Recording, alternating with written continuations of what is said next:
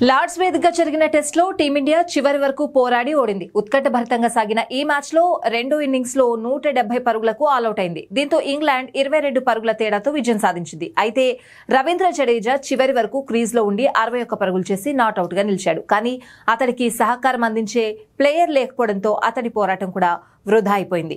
అయితే ఈ మ్యాచ్ లో టీమిండియా ఓడిపోవడానికి తొలి ఇన్నింగ్స్ లో చేసిన ఒక చిన్న తప్పే కారణంగా కనబడుతోంది. ఎందుకంటే తొలి ఇన్నింగ్స్ లో ఒక దశలో టీమిండియా 3 వికెట్లు కోల్పోయి 248 పరుగులతో పటిష్ట స్థితిలో ఉంది.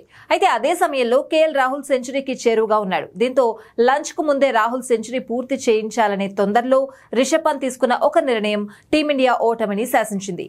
అవును, షోయబ్ బషీర్ బౌలింగ్ లో కవర్స్ లో కాడిన పంత్ రాహుల్ కు స్ట్రైక్ ఇవ్వాలనే ఉద్దేశంతో లేని పరుగు కోసం ప్రయత్నించాడు. దీంతో రన్అట్ అయ్యాడు. పంత్ రన్అట్ అవ్వకుండా ఉండుంటే రాహుల్ కూడా సెంచరీ చేసుండేవాడు. టీమిండియా సులభంగా 50 నుంచి 70 పరుగుల ఆధిక్యాన్ని పొందేది. అదే జరుగుంటే మూడో టెస్టులో టీమిండియా విజయం సాధించుండేది. కానీ రిషబ్ పంత్ చేసిన ఈ పొరపాటే టీమిండియా కొంప ముంచిందని ఫ్యాన్స్ భావిస్తున్నారు.